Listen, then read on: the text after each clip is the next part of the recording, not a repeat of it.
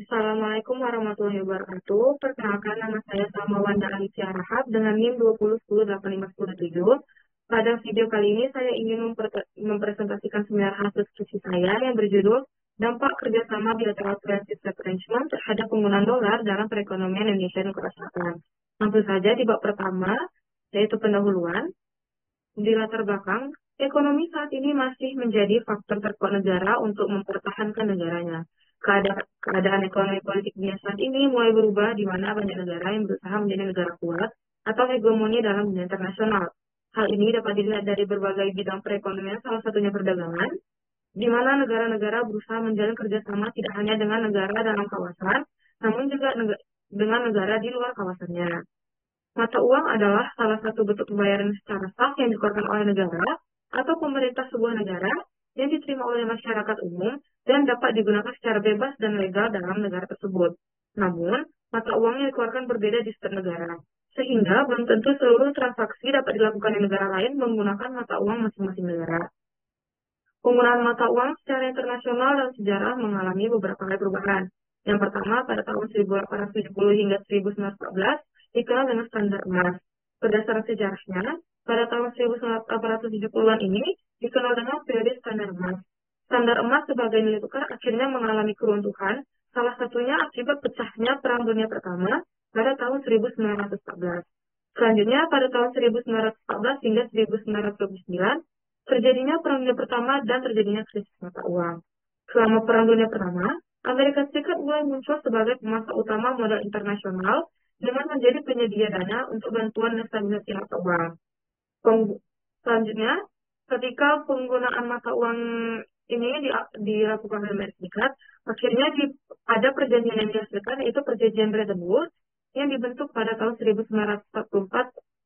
Namun, pada tahun 1971, Presiden Amerika Serikat yang saat itu adalah Presiden Nixon resmi menutup bursa emas dan meletakkan tanda berakhirnya Bretton Woods.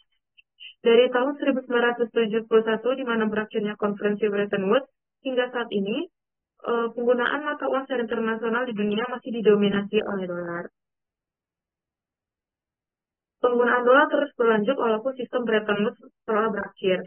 Penggunaan dolar yang terus berlanjut ini akhirnya menjadikan ketakutan berbagai negara. Hal ini disebabkan semakin banyak penggunaan dolar, maka semakin banyak kerugian yang terjadi.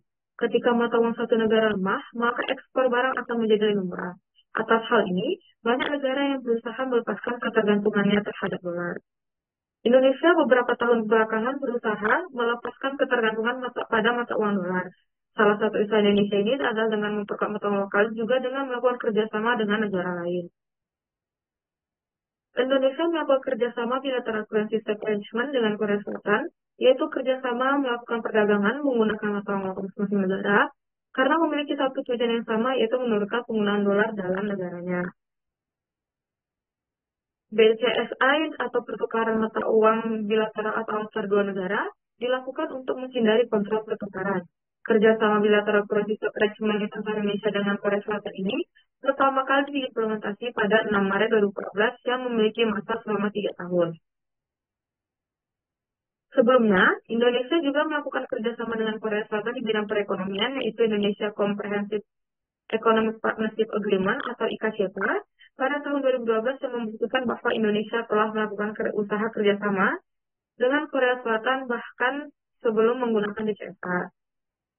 Perjanjian DCFTA antara Indonesia dan Korea Selatan akhirnya dilakukan dengan pertukaran mata uang ke rupiah, di mana mata uang rupiah sebesar 115 triliun dan dalam mata uang won sebesar 10,7 triliun. Pada tahun 2020, Bank Indonesia dengan Bank of Korea memperpanjang kerjasama BCSA ini untuk yang kedua kalinya. Tepatnya pada 6 Maret 2020 dengan nilai tukar yang sama seperti perjanjian pertama kali.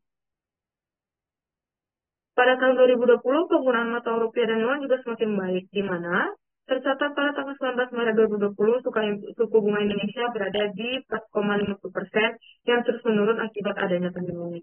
Pandemi yang terjadi menyebabkan turunnya perdagangan sebabkan lockdown yang pada masa tersebut dilakukan untuk menurunkan penularan virus COVID-19. Pada tahun 2021, perekonomian semakin membaik, turunnya angka pandemi akhirnya membuka kembali arus perdagangan internasional.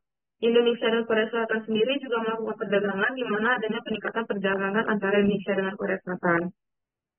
sampai angka yang cukup tinggi sekitar 1,12 miliar US dollar pada tahun Januari 2023, menjadikan Korea Selatan sebagai mitra dagang atau salah satu perdagangan utama Indonesia. Pada tahun 2022 hingga 2023, kerjasama BCSA antara Indonesia dan Korea Selatan terus berjalan dengan baik. Hal ini dibuktikan dengan adanya peningkatan suku bunga di Indonesia dan di Korea Selatan sendiri. Diketahui bahwa terjadinya peningkatan suku bunga yang pesat, di mana pada tahun 2020 suku bunga di Indonesia berada di 4,50% dan pada tahun 2003 mencapai 5,70%. Selama kerjasama yang dilakukan, usaha dalam mempertahankan kurs mata uang dan meningkatkan penggunaan mata lokal semakin membaik. Walaupun beberapa kali mengalami kondisi tidak terduga, seperti pandemi dan ketidakstabilan geopolitik akibat perang Rusia-Ukraina, kedua negara berhasil menjaga perekonomian negaranya. Lalu, pada rumusan masalah dari skripsi ini adalah adanya keinginan untuk tidak bergantung pada dolar akhirnya membuat Indonesia dan Korea Selatan terus melanjutkan kerjasama. Kerjasama ini memiliki waktu 3 tahun dan terlibat panjang, dan pada masa kerjasama ini Indonesia dan Korea Selatan masing-masing memungkinkan swap antar kedua bank sebanyak 10,7 triliun Korean won atau sekitar 115 triliun rupiah atau setara dengan 10 miliar dolar Amerika Serikat. Kerjasama ini berdasarkan hitungan tahun sudah dilakukan sebanyak 3 kali dalam kurun waktu 10 tahun.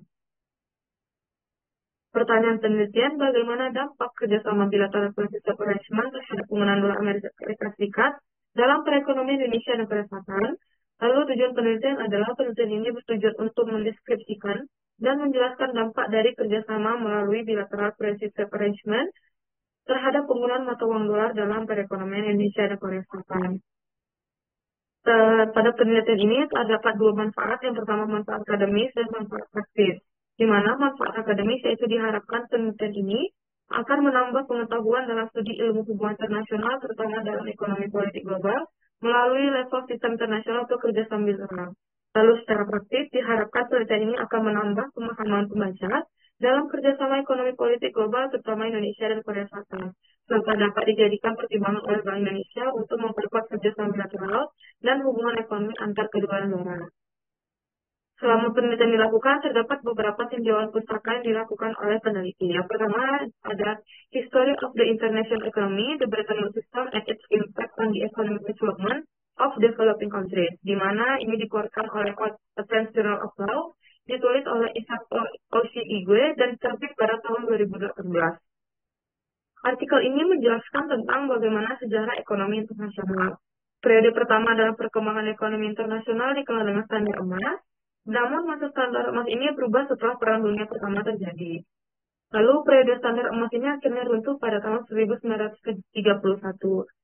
Pada tahun 1944, Harry Dexter White dari Departemen Keuangan Amerika Serikat dengan Lord Keynes dari Inggris sepakat merumuskan sistem yang disebut Bretton Woods. Konferensi Bretton Woods yang terjadi memutuskan untuk membuat sejumlah kode etik yang ketat untuk menggagalkan devaluasi mata uang sepihak dan menghapus segala bentuk pembatasan perdagangan internasional yang menyebabkan lebih banyak kerugian daripada keuntungan selama masa perang. Namun, pada Agustus 1971, atas keputusan sepihak Presiden Nixon atau Presiden Amerika Serikat pada saat itu, bursa emas Amerika Serikat resmi ditutup dan menjadi tanda berakhirnya sistem Bretton Woods. Lalu di literatur kedua yaitu Cambridge De-Dollarize the Global Financial System yang dikeluarkan oleh Cambridge University, penulis Dong Yun Liu dan Mikhail Papa, terbit pada tahun 2022, di mana dijelaskan bahwa supremasi dolar Amerika Serikat sudah dipertanyakan pada tahun 2008 hingga 2009 akibat adanya krisis finansial saat itu. Krisis ini menjadi dasar banyaknya mata uang negara lain yang bangkit dan berusaha mengikis kepemimpinan dolar Amerika Serikat. Dalam jurnal yang diterbitkan pada tahun 2022 ini dijelaskan bahwa dedolarisasi dolar AS semakin jatuh ketika dibentuknya BRICS, di mana beranggotakan Brazil, Rusia, India, China, dan Afrika Selatan pada tahun 2010. Dari hasil kerjasama ini banyak menghasilkan beberapa metode transaksi, salah satunya SWIFT, yang dihadirkan oleh Rusia dan China. Banyaknya dukungan yang diterima BRICS dari negara lain membuktikan bahwa penggunaan dolar AS semakin tidak diminati oleh negara lain. Sehingga BRICS dengan ini berperan besar dalam pembangunan sistem non-dolar di dunia yang pada akhirnya akan memotivasi negara lain mempercepat dedolarisasi global yang lebih luas. Selanjutnya di literatur ketiga yaitu Western Financial Warfare dan Russia's Dedollarization Strategy yang diterbitkan oleh Finnish Institute of International Affairs, penulis Shagina Maria, terbit pada tahun 2022, di mana dijelaskan dalam artikel ini Rusia sendiri telah melakukan dedolarisasi pada tahun 2014. Rencana Rusia untuk membebaskan diri dari dolar ini telah terbelakangi oleh pertimbangan keamanan dan geopolitik. Dengan menghapus dolar Amerika Serikat dari cadangan devisanya, Rusia beralih dari menggunakan mata uang cadangan internasional atau tradisional negara Rusia sendiri, di mana pilihan mata uang ditentukan oleh likuiditas dan keandalan penerbitnya. Tren ini terus berlanjut dan akibatnya berupaya untuk pelemahan dolar yang semakin intensif dan mengikis keunggulan dolar hingga saat ini. Selanjutnya, di literatur keempat yaitu Warfare and World Money, The Domestic Conditions of Currency Internationalization, yang diterbitkan oleh Journal of Internationalization, Relation and Development dengan penulis Randall Germain, terbit pada tahun 2020.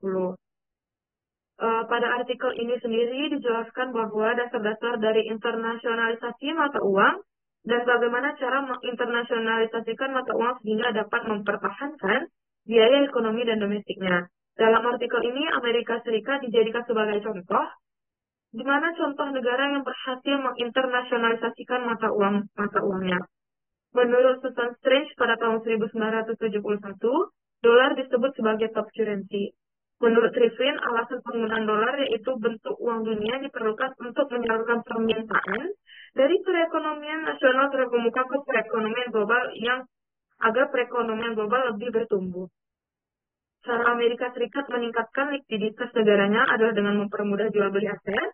Permintaan dalam perekonomian global secara berkelanjutan adalah dengan menjadikan perekonomian dominan, menjalankan defisit perdagangan dan transaksi yang berjalan. Pertumbuhan dolar dan ekonomi Amerika Serikat ini diikuti oleh kinerja ekspor AS yang semakin menguat, dan hasilnya adalah surplus perdagangan dan transaksi besar pun terus berjalan. Ketika neraca pembayaran tidak seimbang, maka biaya itu akan dibebankan kepada negara-negara atau domestik, lalu negara yang tertekan untuk mengakomodasi biaya-biaya tersebut hingga akhirnya mengeluarkan kebijakan. Selanjutnya, di literatur terakhir yang digunakan oleh peneliti, yaitu China's Bilateral Currency Swap Agreement, Strategic Move to Foster Political and Financial Hegemony.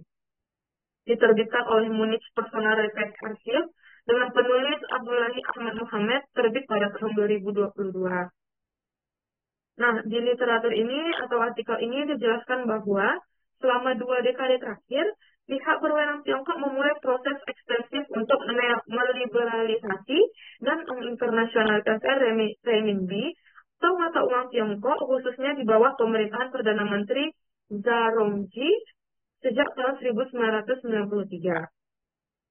Tiongkok telah mencatat pertumbuhan yang besar dalam perdagangan internasional dan surplus transaksi terus berjalan, dan PDB sejak tahun 2000-an, dan hal ini konsisten dengan penimbunan cadangan devisa secara besar-besaran dan sterilisasi dalam memperluas surplus perdagangan dan masuknya investasi keuangan.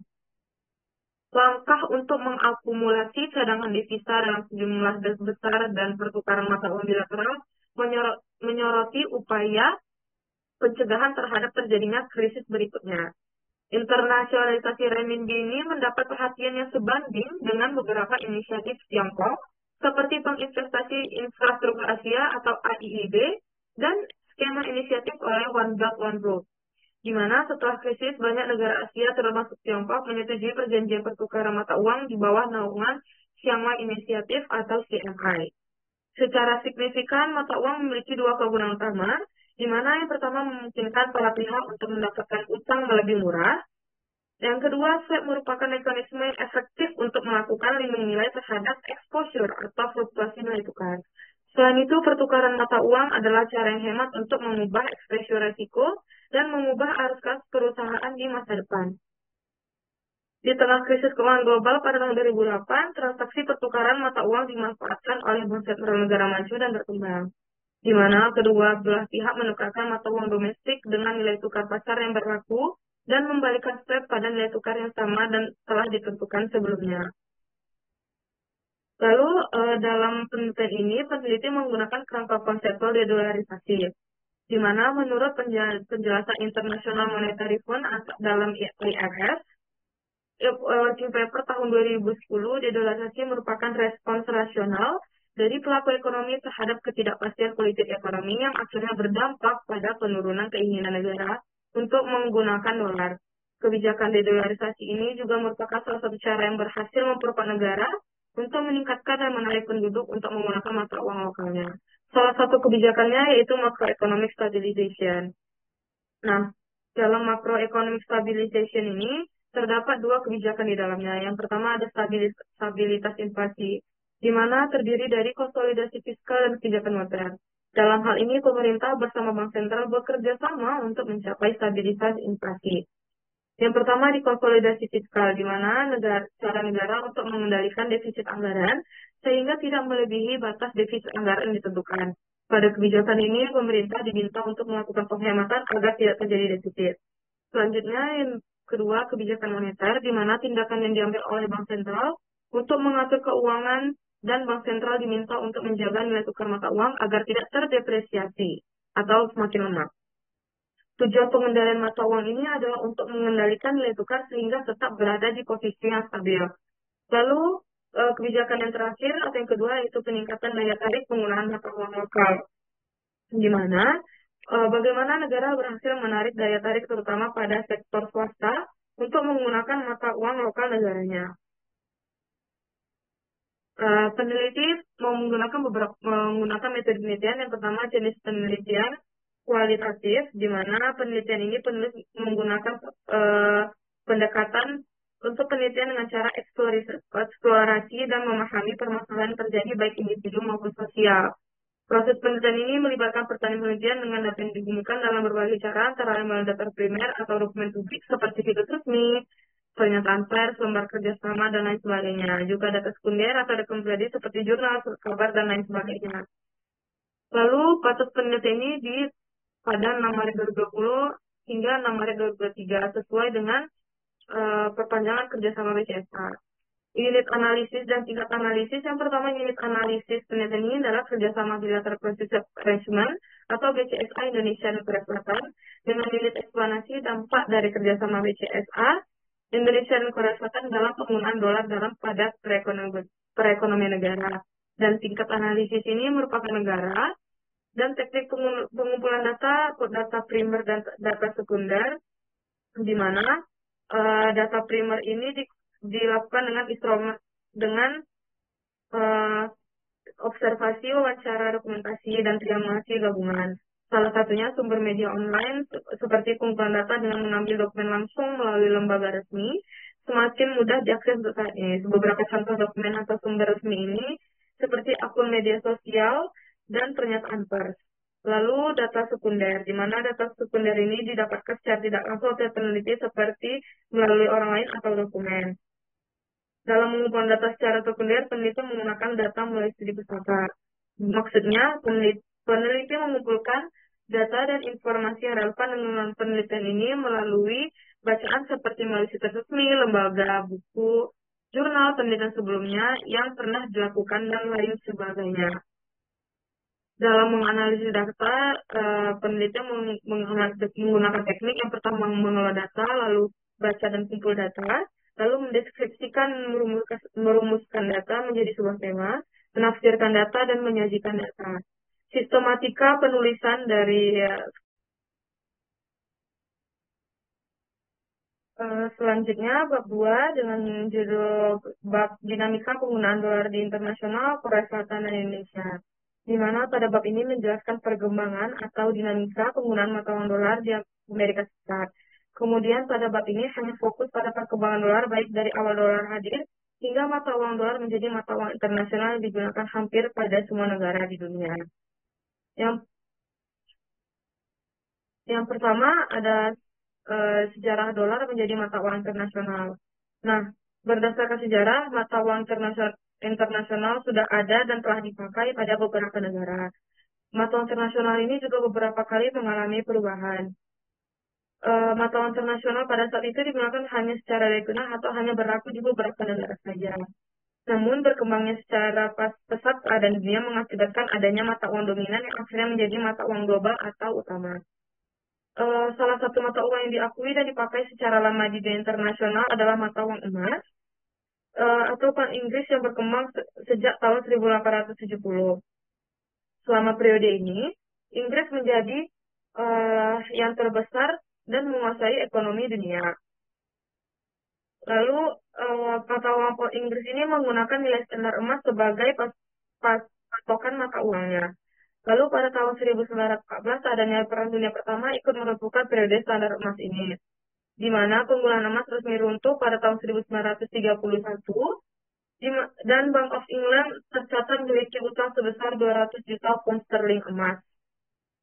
Nah, selanjutnya pada akhir Perang Dunia Kedua, yaitu tahun 1944, Amerika Serikat menggelar konferensi yang disebut sebagai Konferensi Bretton Woods, di mana pada konferensi ini Amerika Serikat mengusulkan untuk mengganti peran emas dengan menjadikan dolar Amerika Serikat sebagai cadangan mata uang, di mana mata uang dolar ini akan berfungsi sebagai cadangan mata uang dan untuk negara-negara yang kekurangan emas pada periode sebelum perang.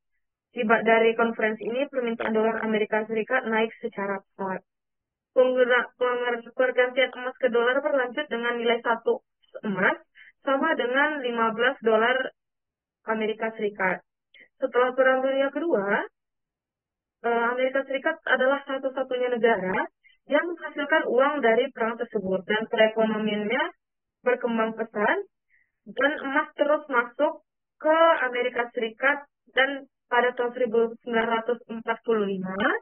cadangan emas Amerika Serikat meningkat dari 14,51 miliar dolar Amerika Serikat menjadi 20,08 miliar dolar AS pada tahun 1945, setara dengan 3/4 dari seluruh cadangan emas yang menempatkannya pada posisi dominan dunia. Tercatat pada 15 Agustus 1971, bursa emas Amerika Serikat resmi ditutup sesuai keputusan sepihak dari Presiden Nixon dan juga sebagai tanda berakhirnya sistem Bretton Woods. Selanjutnya, pada sebab 2.2, penggunaan mata uang dolar di internasional.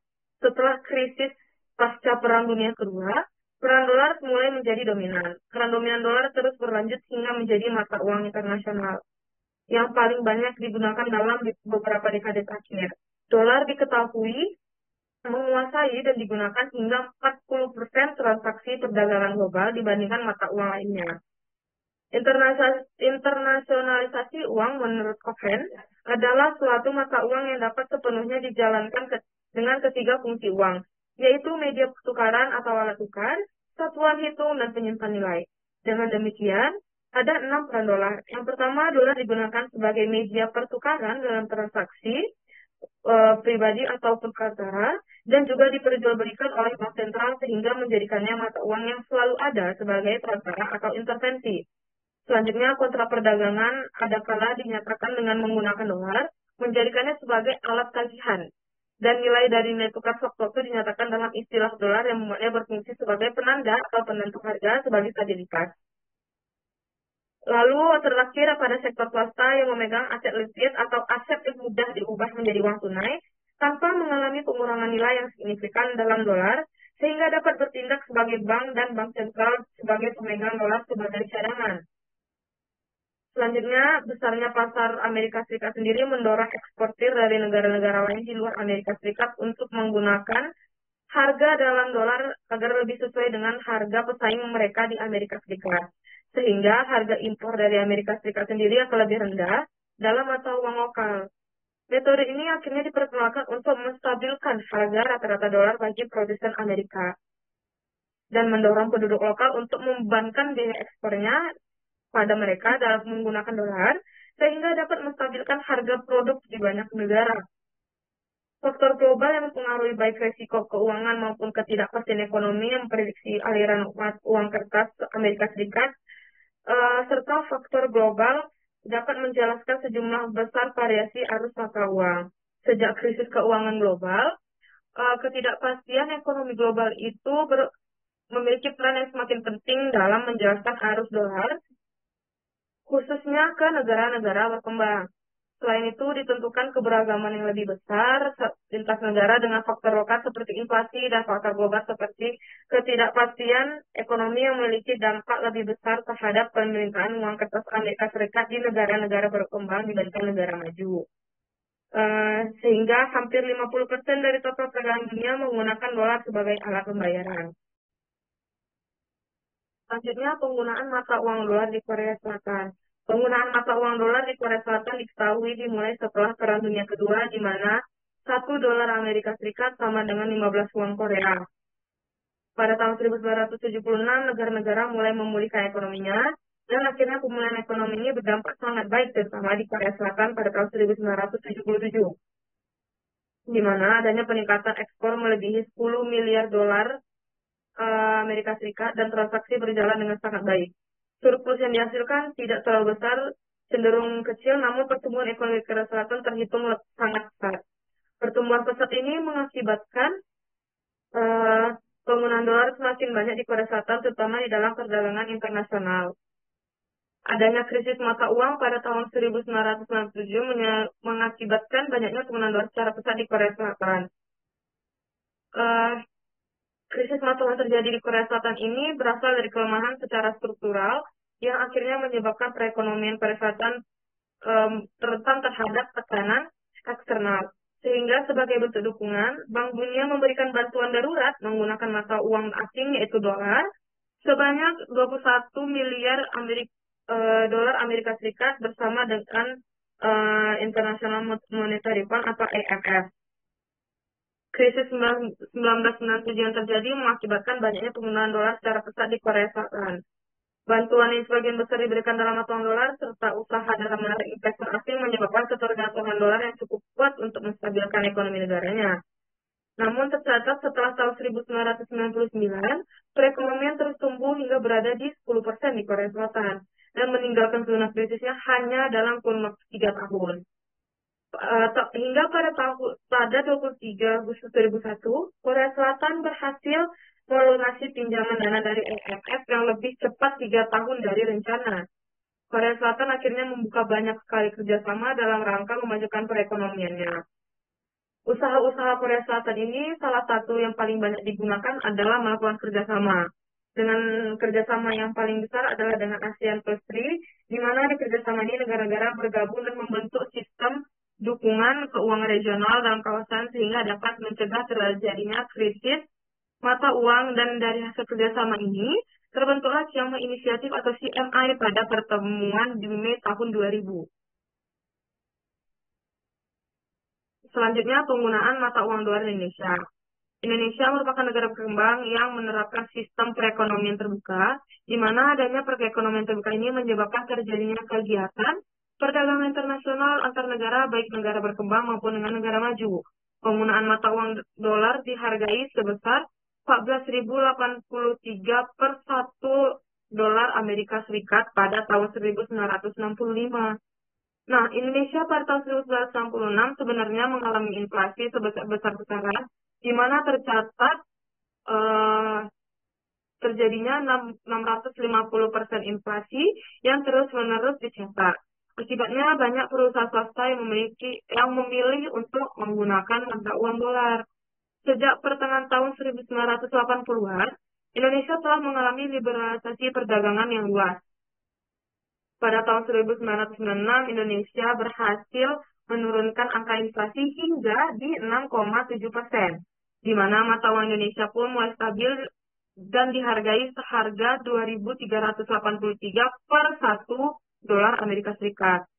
Pada tahun 1997, krisis mata uang kembali dirasakan Indonesia, di mana mata uang Indonesia kembali tidak stabil mencapai Rp16.000 per 1 dolar Amerika Serikat, yang mana akhirnya Indonesia meminta bantuan dana pada IMF pada tahun 1997 sebesar 7,3 miliar SDR, atau SDR ini merupakan bentuk pinjaman gabungan dari 5 mata uang yaitu dolar, euro, pound sterling, renminbi, dan yen.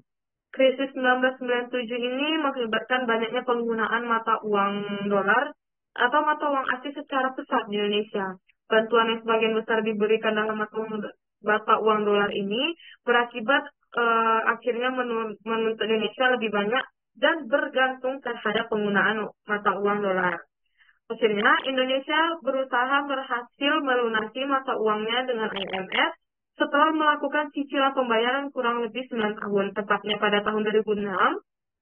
eh, Akhirnya Indonesia bersih dari hutang pinjaman IMF. Selama usahanya membayar utang pada IMF, Indonesia melakukan beberapa kali kerjasama dan membuka lebar pintu kerjasama untuk menstabilkan ekonomi negaranya. Nah, salah satunya adalah dengan tergabung dengan kerjasama ASEAN Plus 3, di mana bersama China, Jepang, dan Korea Selatan untuk memperkuat menstabilkan ekonomi kawasan setelah dilanda krisis. Ketiga, dengan judul Dinamika Hubungan Indonesia dengan Korea Selatan dan Bilateral Crisis Arrangement. Pada bab ini menjelaskan bagaimana perkembangan atau dinamika hubungan Indonesia dengan Korea Selatan dan kerjasama Bilateral Crisis Arrangement. Yang pertama,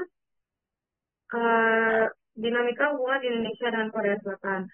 Hubungan diplomatik antara Indonesia dan Korea Selatan sendiri telah terjalin pada bulan September tahun 1973, di mana awal pembukaan hubungan ini sudah dimulai pada bulan Agustus 1966, dan hubungan kerjasama Indonesia Korea Selatan merupakan hubungan yang dianggap sangat penting, yang akhirnya pada tahun 2012 Korea Selatan merupakan mitra dagang terbesar keempat bagi Indonesia, dan Indonesia merupakan mitra dagang terbesar ketujuh bagi Korea Selatan. Beberapa contoh keterlibatan kedua negara di satu forum atau organisasi yang sama adalah G20, ASEAN Plus 3, East Asia Summit, dan lain sebagainya. Salah satu kerjasama yang dilakukan oleh Indonesia dengan Korea Selatan yaitu Indonesia-Korea Comprehensive Economic Partnership Agreement atau IKCPA, di mana kerjasama IKCPA sendiri ini merupakan perjanjian untuk melakukan kerjasama atau bermitra secara ekonomi dan bertujuan untuk meningkatkan perdagangan dan investasi antara Indonesia dengan Korea Selatan. Selanjutnya, perjanjian ini tuh diluncurkan pada 2012 yang berfokus dan memiliki tujuan untuk saling melengkapi ekonomi kedua negara. Di mana kerjasama ini merupakan salah satu kerjasama penting, di mana perjanjian ekonomi antara Indonesia dengan Korea Selatan berskala besar dan digunakan untuk mencapai keuntungan bersama. Selanjutnya, kerjasama dengan Korea Selatan sendiri tetap memiliki hasil yang tak kalah besarnya. Dengan Cina dan Jepang dibuktikan dengan suksesnya Korea Selatan menjadi salah satu mitra terbesar di Indonesia. Selanjutnya, Bilateral Crisis Arrangement. Nah, ide pertukaran keuangan diciptakan oleh Inggris ini sebagai sarana untuk menghindari kontrol valuta asing, di mana pada tahun 1970-an dimaksudkan untuk mencegah arus keluar modal Inggris. Nah, konsep mata uang ini berasal dari konsep valuta asing, di mana mata uang adalah merujuk pada berbagai pihak untuk menukarkan mata uang mereka sendiri atau mata uang negara lainnya. Tujuan awal dari mata uang adalah menghindari gejolak dan risiko lain di pasar valuta asing, dan transaksi ini biasanya dilakukan oleh bank sentral masing-masing negara. Berdasarkan definisinya, perjanjian mata uang terdiri dari perjanjian setidaknya satu atau dua bank sentral internasional untuk menukar mata uang nasional mereka, guna memfasilitasi perdagangan bilateral yang tidak menimbulkan masalah nilai tukar. Hal ini pada dasarnya berarti bahwa satu negara memiliki sejumlah mata uangnya sendiri sehingga warganya dapat melakukan kerjasama atau importir ke negara lain berlangsung tanpa harus melakukan membeli atau membeli alat tukar sebagai perantara untuk menyelesaikan transaksi mereka. Oleh karena itu, pertukaran mata uang bertujuan untuk membantu kedua negara mengelola cadangan devisanya, meningkatkan stabilitas keuangan, melindungi pengusaha dari dampak negatif fluktuasi instrumen atau standar mata uang. Pertukaran mata uang pertama ditulis di London pada tahun 1979 antara World Bank dan International Business Machines atau ABM, dan disatukan oleh Salomon Brothers, yang dimana memungkinkan Bank Dunia atau World Bank untuk mendapatkan Frank Smith dan Deutsche Mark untuk membiayai operasinya di Swiss dan Jerman Barat tanpa memasuki pasar modal kedua negara secara langsung. Lalu, pada subbab selanjutnya, di mana mekanisme BCSA. Nah, secara internasional sendiri, mekanisme swap dilakukan dengan membuat perjanjian sejumlah mata uang, suku bunga, jangka waktu yang ditetapkan. Eh, Antara masing-masing bank sentral menukar jumlah mata uang lokal negaranya dengan nilai tukar yang berlaku, di mana masing-masing bank sentral setuju untuk membeli kembali mata uangnya dengan nilai tukar yang sama pada tanggal yang telah disepakati di masa depan. Mata uang yang saling ditukar tersebut kemudian digunakan untuk kepentingan ekonomi sendiri, seperti memfasilitasi perdagangan bilateral. Nah, menurut Bank Indonesia sendiri, mekanisme swap dilakukan dengan harus memenuhi beberapa persyaratan yang sudah ditentukan oleh Bank Indonesia, di mana bank dapat mengajukan transaksi terlebih dahulu dan harus masuk ke dalam klasifikasi bank yang melakukan kegiatan usaha dalam valuta asing dan tidak sedang dikenakan sanksi penghentian sementara untuk mengikuti kegiatan aktivitas keuangan dan wajib memiliki underlying transaksi atau aset yang harus diserahkan ketika kontrak dilaksanakan. Nah, berupa kegiatan perdagangan internasional atau investasi secara langsung yang didukung oleh dokumen underlying transaksi tersebut. Selanjutnya, Bank Indonesia mengajukan transaksi melalui dealing system atau sistem elektronik bank untuk melakukan instrumen keuangan dan digunakan untuk melihat harga pasar secara langsung atau real time dan ditetapkan oleh Bank Indonesia di window time atau waktu transaksi yang dapat dilakukan yang ditetapkan oleh Bank Indonesia itu tersendiri. Transaksi dilakukan dalam jangka waktu 1 hingga 6 bulan. Selanjutnya, penyelesaian transaksi yang dilakukan dengan bank mengikuti transaksi menyediakan surat berharga yang mencukupi, di mana transfer valuta asing dengan rekening yang ditunjuk oleh Bank Indonesia, lalu menyediakan dana yang cukup pada rekening giro Bank Indonesia. Selanjutnya, perjanjian swap itu berlaku sesuai tanggal disepakati. Nah, menurut Bank of Korea sendiri, dalam melakukan BCSA ini, mekanisme swap ini dilakukan dengan beberapa persyaratan yang ditetapkan oleh Bank of Korea, di mana yang pertama adalah mengikuti program Knowledge Partnership Program atau disingkat KPP, di mana program ini sebagai program konsultasi kebijakan dan dukungan teknis yang bertujuan untuk membina kerjasama internasional dan meningkatkan saling pengertian dengan bank-bank sentral di seluruh dunia. Di mana program ini dilakukan oleh Bank Sentral Korea untuk memberikan pengetahuan dan pengalaman Bank of Korea itu sendiri yang luas dan membuat kebijakan serta bagaimana cara implementasi dan akhirnya membangun sebuah sistem dan infrastruktur keuangan yang tangguh kepada bank-bank sentral lain yang bekerja sama. Nah, selanjutnya pada program KPP sendiri terdapat beberapa kegiatan dilakukan. Nah, kegiatan yang dilakukan ini tuh dengan jangka waktu yang juga ditetapkan oleh Bank of Korea dengan Bank Sentral mitra kerjasamanya. Yang pertama, adanya pertemuan sebagai perkenalan dan diadakan di negara mitra Bank Sentral Korea, baik secara langsung maupun secara daring sesuai kesepakatan. Selanjutnya, yang kedua adalah tim KPP sendiri dari Korea akan mengunjungi negara yang akan bermitra, di mana akan dijadikan sebagai tempat perwakilan dari kedua bank sentral untuk menandatangani perjanjian bilateral untuk proyek KPP ini. Nah, yang ketiga, mengadakan seminar interim dan program pelatihan peningkatan kapasitas, di mana maksudnya adalah seminar ini dilakukan secara sementara untuk menyajikan laporan sementara dan perkembangan kerjasama. Dan yang terakhir adanya seminar akhir yang dilaksanakan untuk mengetahui rekomendasi kebijakan dan disebarluaskan hasil proyek KPP kepada berbagai pemangku kepentingan, termasuk pejabat pemerintah, peserta, dan sekretariat dan akademisi. Nah, lalu bagaimana dengan BCSA Indonesia dengan Korea Selatan? Nah, setelah krisis finansial yang terjadi di Asia pada tahun 1997 hingga 1998, kawasan ini akhirnya berminat untuk meningkatkan kerjasama ekonominya. Nah, adanya kerjasama ekonomi ini tuh dilakukan bersama dengan ASEAN Plus 3 yang merupakan dasar dari peningkatan ekonomi kawasan dalam usaha menstabilkan kawasan, di mana ASEAN Plus 3 membentuk Chiang Mai Initiative, yang di dalamnya terdapat perjanjian pertukaran mata uang antar sesama anggota ASEAN. Pada tahun 2000, kerjasama perjanjian pertukaran mata uang asing menggunakan mata uang masing-masing negara perlahan mulai dilakukan antar negara ASEAN. Nah, persyaratan pertukaran mata uang secara umum ini dapat dinegosiasikan dengan jangka pendek hingga 1 tahun, bahkan hingga jangka panjang sesuai kesepakatan berkisar 3 hingga 10 tahun yang menjadikannya metode pertukaran mata uang yang sangat fleksibel. Nah, kerjasama BCSA Indonesia dan Korea Selatan ini pertama kali diimplementasi pada 6 Maret 2014 yang memiliki masa selama 3 tahun. Perjanjian BCSA Indonesia dan Korea Selatan ini memungkinkan adanya pertukaran mata uang di mana dalam mata uang rupiah sebesar 115 triliun dan dalam mata uang luar sebesar 10,7 triliun.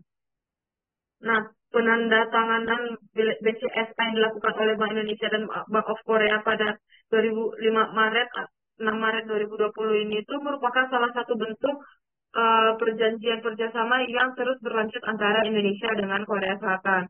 Di mana di lain sisi pada situasi pandemi pada tahun 2020 itu telah mengarahkan pemerintah di setiap negara untuk melakukan suatu langkah yang tujuannya untuk mengamankan keuangan global atau dunia dengan skema mata uang atau disebut juga dengan currency swap.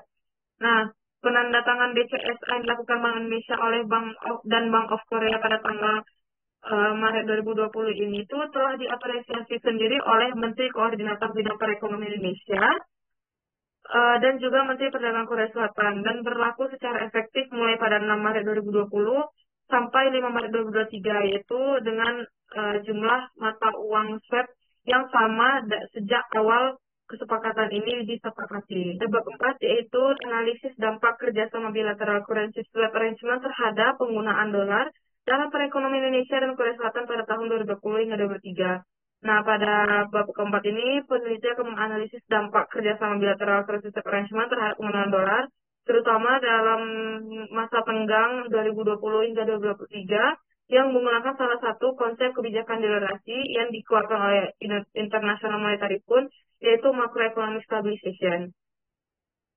Nah, yang pertama adalah kebijakan stabilitas inflasi terhadap perekonomian melalui kerjasama BCSA, Indonesia dan Korea Selatan. Yang pertama itu ada di konsolidasi fiskal.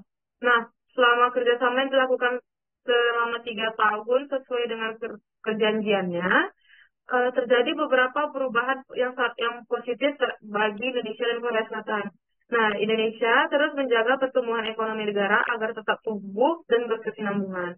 Nah, pemerintah Indonesia juga terus berupaya mengendalikan anggaran negara agar tetap terkendali dan dalam batas aman. Kerjasama antara Bank Indonesia dan Bank of Korea ini sudah pasti dilakukan untuk mencapai keuntungan yang sebesar-besarnya. Dan salah satu keuntungan dari Indonesia sendiri yaitu mencapai stabilitas ekonomi makro, terutama dalam stabilitas inflasi. Nah, adanya perjanjian BCSA yang tertulis dan dijelaskan secara langsung berapa mata uang yang dapat ditukarkan masing-masing ke negara bank sentral. Nah, berdasarkan perjanjian terdapat 115 triliun mata uang rupiah yang diubah ke won. Nah, tentu saja hal ini dapat menguntungkan Indonesia sehingga dapat memperkecil pengeluaran terutama dalam perdagangan. Nah, pengeluaran ini tuh dapat mengecil karena ketika melakukan transaksi sudah tidak sepenuhnya terpengaruh oleh dolar, di mana berdasar hal ini akan membawa keuntungan tersendiri bagi Indonesia dalam memenuhi kebutuhan dalam negerinya. Nah, kerjasama BCSA ini akhirnya memaksa negara untuk terus berada di ekonomi yang stabil. Jika keadaan negara tersebut tidak stabil, maka akan terjadi penurunan yang drastis dan akhirnya mitra kerjasama berpotensi untuk melepaskan kerjasama yang dilakukan oleh keduanya. Nah, pada hal ini Indonesia terus berupaya untuk menjaga stabilitas negaranya agar kerjasama ini tuh terus berjalan dan tetap mendapatkan keuntungan. Selama periode 2020 hingga 2023, Indonesia berhasil menjaga stabilisasi ekonomi domestiknya. Nah, pemerintah Indonesia itu juga melakukan beberapa usaha untuk menurunkan defisit anggaran. Nah, pemerintah Indonesia itu akhirnya mengeluarkan kebijakan agar mencapai stabilitas inflasi, terutama di konsolidasi fiskal, yaitu diberlakukannya kenaikan pajak yang dimulai secara bertahap, ya pada awal 10% naik hingga menjadi 11%. Kenaikan pajak yang diperlakukan ini tuh karena pajak itu merupakan salah satu sumber besar pendapatan negara. Nah, tarif pertambahan nilai atau PPN telah ditetapkan pemerintah Indonesia menjadi 11% sejak 1 April tahun 2022. Lalu akan dinaikkan secara bertahap sampai 12% di tahun 2025. Nah, hal ini juga secara resmi telah tertulis dalam Undang-Undang Nomor 7 Tahun 2021 tentang harmonisasi peraturan perpajakan atau lebih dikenal dengan Undang-Undang HPP Bab 4 Pasal 7 Ayat 1 tentang PPN. Nah, sedangkan dalam Pasal 7 Ayat 3 dijelaskan bahwa tarif PPN sendiri dapat diubah paling tinggi hingga 15% dan paling rendah di 5% dan perubahan tersebut diatur dengan peraturan pemerintah. Nah, pemerintah Indonesia pada tahun 2020 tentu saja mengalami beberapa kesulitan dalam menurunkan dan mengontrol anggaran perdagangan karena terjadinya pandemi yang tidak terduga, yaitu pandemi COVID-19. Nah, lonjaknya defisit anggaran antar Indonesia itu menjadi 6,14%. Indonesia berhasil bahkan terjadinya surplus dalam perdagangan sebesar 21,74 miliar dolar Amerika Serikat. Nah, selanjutnya tuh pada tahun 2021 Indonesia tuh berhasil memulihkan aktivitas ekonominya, di mana defisit anggaran Indonesia juga terus menurun menjadi 4,57% dan Indonesia kembali mengalami surplus sebesar 35,34 miliar eh, dolar Amerika Serikat dan lebih tinggi dari tahun 2020. Nah, selanjutnya pada tahun 2022 defisit anggaran Indonesia juga terus menurun hingga menjadi 2,35% dan sudah sangat menurun dan berada di bawah target yang sudah ditetapkan. Nah, ini tuh akhirnya mengalami surplus perdagangan juga sebesar 54,53 miliar dolar Amerika Serikat. Nah, pada tahun 2023 itu defisit anggaran tuh turun menjadi 1,65%. Nah, terus menurunnya defisit anggaran Indonesia itu membuktikan bagaimana baiknya pengelolaan anggaran yang diatur oleh pemerintah Indonesia sendiri untuk membangun kestabilan ekonomi negara. Nah, Indonesia terus mengalami surplus perdagangan walaupun diterjang beberapa tragedi yang tidak terduga. Nah, surplus yang dihasilkan itu mencapai 36,93 miliar dolar Amerika Serikat. Selanjutnya, Korea Selatan sendiri sebagai negara yang terus mengalami peningkatan juga berusaha tetap menjaga ekonomi negaranya agar tidak mengalami kerugian. Saat ini tuh Korea Selatan sedang berada di puncak kejayaannya. Nah, hal ini tuh tentu saja menjadi kebahagiaan negara, namun juga menjadikan kekhawatiran yang sangat besar karena di puncak kejayaannya ini tuh mereka harus tetap berhasil mencapai keuntungan sehingga tidak terjadi kerugian di kedepannya. Nah, atas dasar hal ini tuh akhirnya Bank of Korea mencari cara agar terus dapat menjaga stabilitas negaranya. Kerjasama BCSA merupakan salah satu upaya dari mereka untuk terhindar dari kerugian. Nah, pemerintah Korea Selatan itu akhirnya juga mengeluarkan kebijakan untuk menurunkan defisit anggaran negaranya, di mana penurunan defisit anggaran itu digunakan sebagai bukti bahwa negara mereka tuh berhasil mencapai stabilitas negara seperti yang Indonesia lakukan. Nah, sama halnya dengan Indonesia, mereka pun akhirnya mencapai stabilitas konsolidasi fiskalnya itu dengan menurunkan risiko kerugian. Nah, usaha Korea Selatan untuk menurunkan defisit anggarannya adalah dengan mentransfer atau mengalihkan beberapa proyek publik ke sektor swasta dan akan memotong gaji pemerintah atau pejabat senior pemerintahannya. Nah, pemerintah Korea Selatan itu berencana memangkas belanja infrastruktur pabriknya sebesar 10,2% dan subsidi dan belanja negara akan turun 18% mulai 2023. Nah, pemerintah Korea Selatan pada tahun 2020 itu tentu saja mengalami kejadian tidak terduga juga seperti Indonesia, yaitu berusaha untuk menurunkan kontrol uh, anggaran perdagangan karena terjadinya pandemi COVID-19. Adanya pandemi ini mengakibatkan melonjaknya anggaran hingga 5,7% melebihi batas defisit anggaran negara. Namun perdagangan Korea Selatan tetap mengalami surplus sekitar 44,865 miliar dolar Amerika Serikat. Nah, pada tahun 2021, Korea Selatan itu berhasil menurunkan defisit anggarannya yang sempat tinggi menjadi 1,5%. Dalam aktivitas perdagangan juga mengalami surplus sebesar 29,307 miliar dolar Amerika Serikat. Nah, Pada tahun 2022 adanya perlambatan pertumbuhan ekonomi global. Hal ini disebabkan oleh beberapa faktor. Salah satu paling besarnya adalah perang Rusia dan Ukraina yang mengejutkan pasar. Nah, defisit anggaran Korea Selatan kembali naik menjadi 3%, dan perdagangan Korea Selatan mengalami defisit mencapai 47,780 miliar dolar Amerika Serikat, diakibatkan melonjaknya harga pasar. Nah, pada tahun 2023, Korea Selatan akhirnya mengalami penurunan defisit anggaran menjadi 1,8%, dan aktivitas perdagangan masih terjadi defisit, namun tidak sebanyak pada tahun 2022, yaitu menjadi 10,346 miliar dolar Amerika Serikat. Nah, konsolidasi fiskal yang baik membuktikan negaranya memiliki usaha untuk terus meningkatkan serta menstabilkan perekonomian domestik. Nah, dilihat dari aktivitas perekonomiannya, perdagangan yang masih terus berjalan menjadi salah satu kerjasama utama terus berjalan.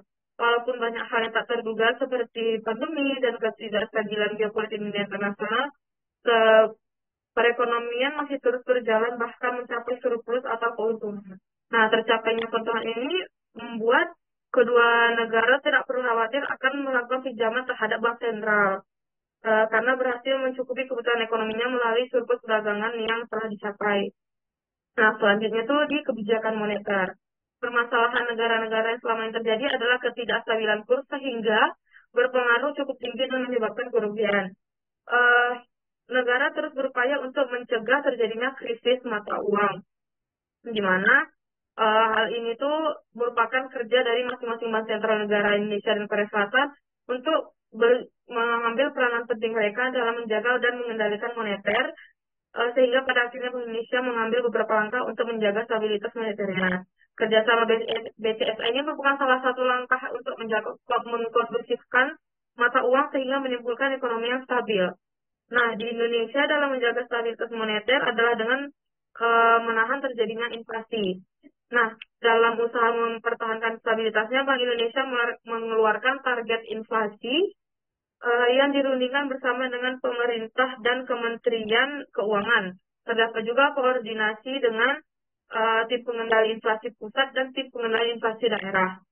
Dan kemudian ditetapkan oleh pemerintah untuk jangka waktu tertentu melalui peraturan Menteri Keuangan atau PMK berdasarkan PMA nomor 101 tahun 2021 tanggal 28 Juli 2021 tentang sasaran inflasi tahun 2022, tahun 2023, tahun 2024, di mana sasaran inflasi yang ditetapkan oleh pemerintah selama 3 tahun ke depan yaitu masing-masing sebesar 3%, 3%, dan 2,5% dengan deviasi masing-masing kurang lebih 1%. Nah, di Indonesia adanya pandemi yang terjadi pada tahun 2020 itu mengakibatkan adanya penurunan kurs atau depresiasi nilai tukar menjadi 14.105 rupiah.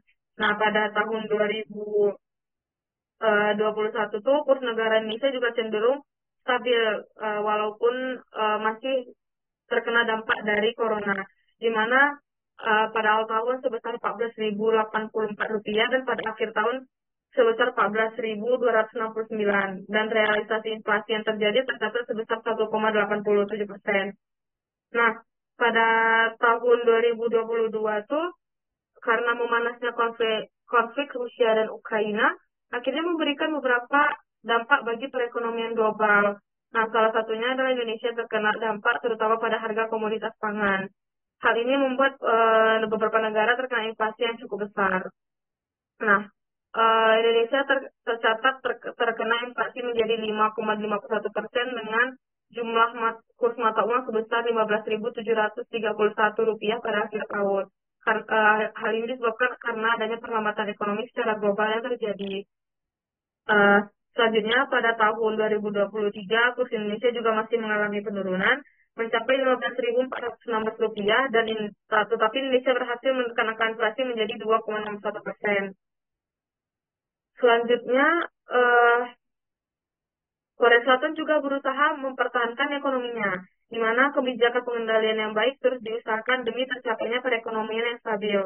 Nah, dalam usaha menjaga stabilisasi ekonominya, Bank of Korea, selaku bank sentral negara Korea Selatan sendiri itu bersama pemerintahnya melakukan kerjasama, di mana berdasarkan pasal 6 klausul 1 dari Undang-Undang Bank Korea menetapkan target inflasi setelah berkonsultasi dengan pemerintah, pada tahun 2019 hingga seterusnya eh, adalah sebesar 2%. Nah, bank akan menerbitkan laporan kebijakan moneternya 2 kali setahun untuk menjelaskan bagaimana bank melaksanakan kebijakan moneternya. Nah, pada tahun 2020 itu terjadinya pandemi memberi efek yang kurang baik di seluruh negara dunia. Nah, pada saat itu juga kurs atau suku bunga mata uang won selaku mata uang negara Korea Selatan berada di 1.180 won per 1 dolar Amerika Serikat. Nah, pada tahun 2021 menurunnya pandemi akhirnya membuka kembali aktivitas ekonominya, di mana mata uang won kembali menguat dilihat dari kurs menurun menjadi 1.144 won per 1 dolar Amerika Serikat. Nah, realisasi inflasi yang terjadi tercatat sebesar 2,5%, masih melebihi dari target inflasi yang ditetapkan oleh Bank Korea itu sebesar 2%. Namun hal ini tuh diakibatkan karena adanya pandemi tadi. Jadi pandemi yang terjadi itu memberikan efek yang berkelanjutan. Nah, pada tahun 2022 terjadinya kondisi geopolitik yang tidak stabil di dunia yang diakibatkan oleh Rusia Ukraina ini menciptakan perlambatan perekonomian di dunia. Hal ini tuh juga memicu beberapa negara lain untuk menjaga harga komoditas agar tidak terlalu melonjak naik. Nah, pada tahun 2022 ini, karena dikenal dengan perlambatan pertumbuhan ekonomi global, mata uang won itu juga terkena dampak sehingga mengalami penurunan menjadi 1.261 won per 1 dolar Amerika Serikat, di mana Korea Selatan mengalami kenaikan inflasi menjadi 5,1% yang termasuk inflasi yang cukup besar di Korea Selatan. Nah, pada tahun 2023, mata uang won pun terus berada di kondisi turun, yaitu di 1.306 per 1 dolar Amerika Serikat. Tetapi Korea Selatan itu berhasil menekan inflasi terjadi, di mana tercapai penurunan inflasi menjadi 3,6%. Nah, implementasi kebijakan ekonomi domestik yang tetap menjadi tanggungan masing-masing negara. Jika perekonomian domestiknya baik, maka sangat memungkinkan dalam bekerja sama dapat menghasilkan keuntungan. Nah, atas dasar ini pada akhirnya banyak kerjasama terjalin. Adanya kebijakan moneter yang stabil membuktikan bahwa kedua negara mampu secara domestik mempertahankan kondisi ekonomi politik negaranya. Berjalannya perekonomian secara baik akhirnya mendukung negara untuk melanjutkan kerjasama internasional untuk mendorong peningkatan ekonomi negaranya. Nah, melalui kerjasama BCSA ini, Bank of Korea dan Bank Indonesia sendiri ingin menurunkan kerugian akibat nilai tukar dalam bertransaksi sehingga dapat mencapai keuntungan yang maksimal. Dalam usahanya, Indonesia dan Korea Selatan berhasil mempertahankan stabilitas mata uangnya dari inflasi, walaupun beberapa kali mengalami naik turun akibat beberapa kondisi yang terjadi di dunia secara internasional. Nah, pada akhirnya terlihat bahwa kedua negara ini tuh mampu dalam mempertahankan stabilitasnya walaupun mengalami beberapa kali guncangan yang tidak terduga. Nah, selanjutnya tuh dampak kerjasama BCSA terhadap peningkatan daya tarik mata uang lokal. Nah, yang pertama itu dampaknya adalah di perdagangan dan investasi.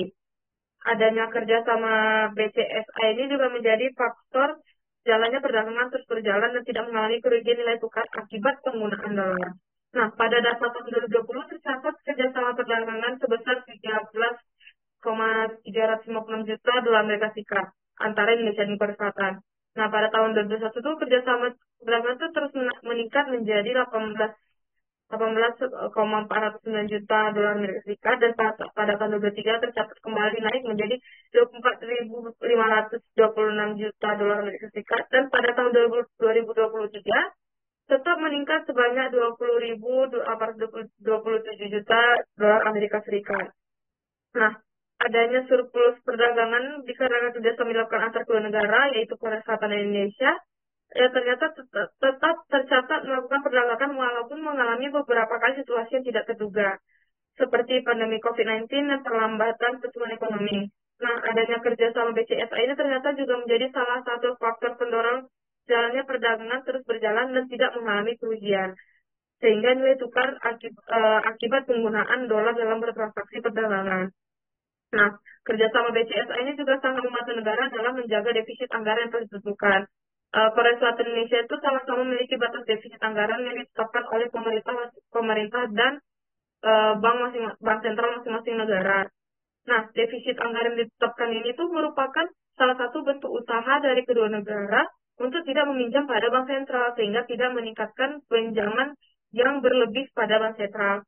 yang akhirnya eh, negara tuh berhasil mempertahankan stabilitasnya dalam defisit anggaran, sehingga membuat negara tidak menambah utang dan meminjam dalam jumlah besar pada dolar Amerika Serikat. Nah, adanya penggunaan em, adanya penggunaan mata uang lokal melalui SWAP juga membantu negara untuk tidak mengeluarkan anggaran lebih dalam bertransaksi menggunakan dolar. Ketika perdagangan masih menggunakan dolar, maka transaksi dan perdagangan itu tidak stabil karena melihat kurs mata uang sesuai pergerakan dolar. Nah, namun jika menggunakan mata uang lokal seperti kerjasama BCSA ini, yaitu pertukaran mata uang lokal masing-masing negara, akhirnya itu eh, mata uang lokal sesuai disepakati kedua negara tidak ada lagi perantara untuk menukar mata uang.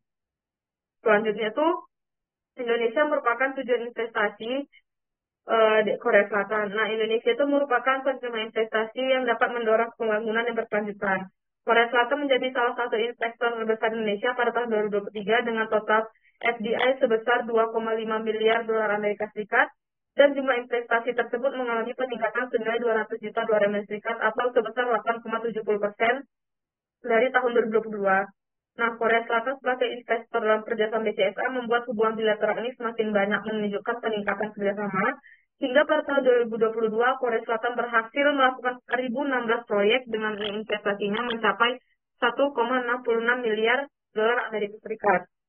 Nah, lalu dampak yang terjadi juga akibat adanya devisa itu cadangan devisa. Diketahui bahwa Indonesia mengalami peningkatan cadangan devisa, yaitu sebesar pada tahun 2020 sebesar 135,90 miliar dolar Amerika Serikat. Jumlah ini tuh meningkat dari tahun 2019 yaitu sebesar 129,18 miliar dolar Amerika Serikat atau naik sebesar 5,20%. Nah, cadangan devisa pada Desember 2021 juga meningkat menjadi 144,91 miliar dolar Amerika Serikat dan cadangan devisa pada Desember 2022 terjadi penurunan menjadi 137,2 miliar dolar Amerika Serikat. Nah, pada tahun 2023 meningkat kembali sebesar 146,4 miliar dolar Amerika Serikat. Eh, Korea Selatan juga mengalami peningkatan cadangan devisa pada Desember 2020 yaitu sebesar 443 miliar dolar Amerika Serikat. Nah, cadangan devisa pada tahun 2021 itu meningkat sebesar 463,28 miliar dolar Amerika Serikat dan cadangan devisa pada tahun 2022 menurun menjadi 423,37 miliar dolar Amerika Serikat. Hal ini tuh kembali lagi diakibatkan karena adanya ketidakstabilan geopolitik. Nah, selanjutnya pada tahun 2023 itu cadangan devisa masih menurun menjadi 420,93 miliar dolar Amerika Serikat. Selanjutnya itu akibat kerjasama BCSA itu akhirnya ada terjadinya pengembangan infrastruktur di mana Indonesia dalam usaha menaikkan penggunaan mata uang lokal negaranya yaitu membangun infrastruktur sehingga mempermudah wisatawan untuk berwisata Indonesia.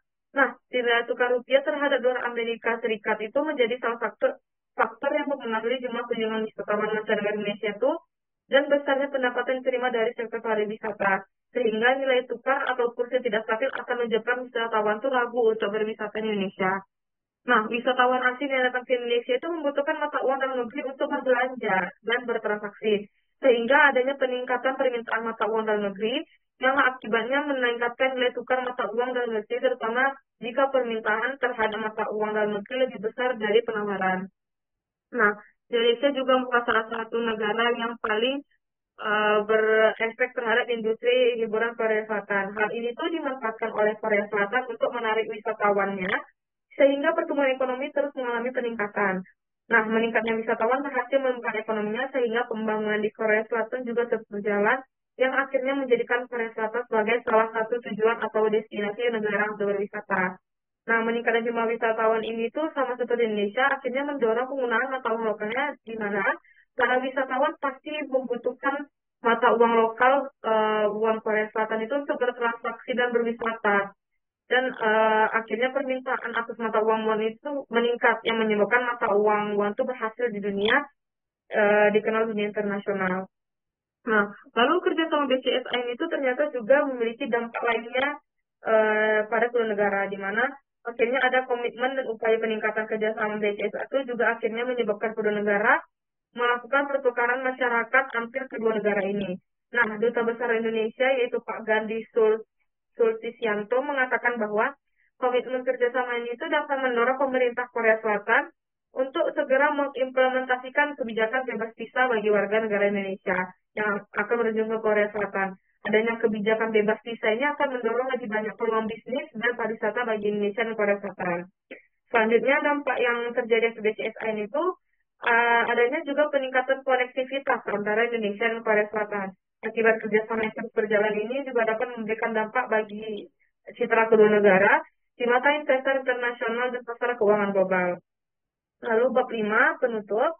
Yang pertama kesimpulan. Nah, dari seluruh hasil penelitian dilakukan oleh peneliti, dapat dilihat bahwa analisis dampak kerjasama BCSA, stabilitas inflasi, menemukan bahwa defisit anggaran dan surplus perdagangan oleh masing-masing negara di Indonesia pada tahun 2020 terjadi kenaikan defisit anggaran yang cukup drastis disebabkan oleh terjadinya pandemi. Namun dalam perdagangan Indonesia sendiri tetap terjadi keuntungan ditandai dengan adanya surplus perdagangan. Nah, pada tahun 2021 juga ketika pemulihan pandemi mulai dilakukan, Indonesia berhasil menurunkan defisit anggaran negara dan tetap terjadi surplus perdagangan yang terjadi. Nah, pada tahun 2020 hingga 2023, Indonesia tetap berhasil menurunkan defisit anggaran dan mendapatkan keuntungan atas surplus perdagangan walaupun terkendala kondisi geopolitik yang sedang memanas. Nah, di Korea Selatan itu stabilitas inflasi negara juga sama mengalami naik turun. Pada tahun 2020 terjadi kenaikan defisit anggaran yang cukup drastis akibat adanya pandemi COVID-19. Namun dalam perdagangan tetap terjadi naik turun ditandai dengan adanya surplus perdagangan dan defisit. Pada tahun 2021 terjadi pemulihan pandemi mulai dilakukan. Korea Selatan berhasil menurunkan defisit anggaran negara dan perdagangan masih terlihat baik bahkan meraup keuntungan atau surplus yang baik. Namun pada tahun 2022 hingga 2023 akibat terjadinya perlambatan ekonomi yang juga terjadi secara global, akhirnya Korea Selatan juga terus menekan angka inflasi dan menstabilkan ekonominya. Lalu pada peningkatan mata uang lokal terdapat dampak yang sangat baik terhadap kedua negara. Adanya kerjasama BCSA itu akhirnya juga membuka jalur perdagangan untuk berjalan dan tidak mengalami kerugian yang signifikan akibat penggunaan dolar. Nah, perdagangan bilateral antara Indonesia dengan Korea Selatan terus berjalan bahkan mengalami peningkatan yang stabil.